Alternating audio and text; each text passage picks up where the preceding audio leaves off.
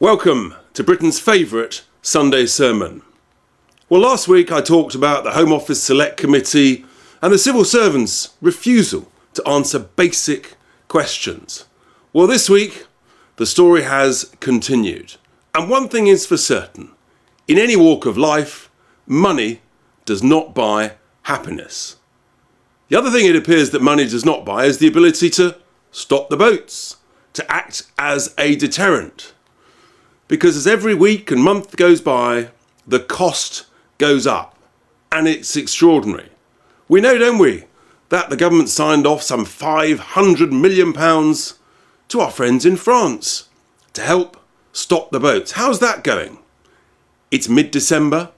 Some 30,000 have crossed the English Channel this year. So that 500 million not really doing a great job.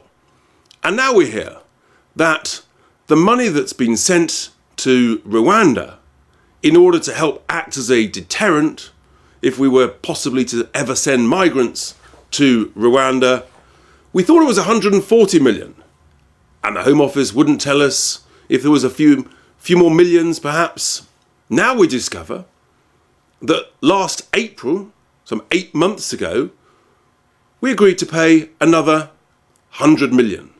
So that's 240 million, and there's another 50 million, it transpires, due to be paid sometime shortly. So that's 290 million, call it 300 million amongst friends. 500 plus 300, that's 800 million pounds to stop the boats, to stop the migrants, and yet utterly useless. The boats keep coming, the migrants keep coming, and it's not a deterrent at all. It's the deceit of it. The Home Office civil servants tried to cover it up. The new Home Secretary, James Cleverly, he wasn't honest with us this week in the press conference, was he, about the cost? He said there was no extra cost demanded for signing the new treaty. He was being seriously disingenuous. He really wasn't telling us the reality, was he? The truth is, the cost keeps going up. Politicians, civil servants, they're acting with a complete, callous disregard for our money. Now the Prime Minister tells us he's got the toughest bill ever in order to stop the boats, to act as a deterrent. But it's been quite a week. Because we've also heard from GB News' exclusive interviews with migrants in northern France that this whole thing is a complete, not only waste of money, but a complete waste of time, because it's not a deterrent at all. They view it as a laughingstock. It's like a comedy show. Frankly, it is like a comedy show.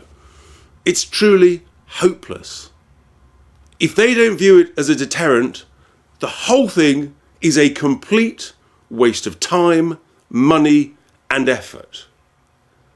Why not use that time, that money, and the brains that's been employed so far, the legal brains, on actually getting through the backlog, making rapid decisions, focusing on deporting people who don't get accepted? Maybe that's a better use of our time and money. Because at the moment, we're in the worst of all worlds. No sign of any end whatsoever.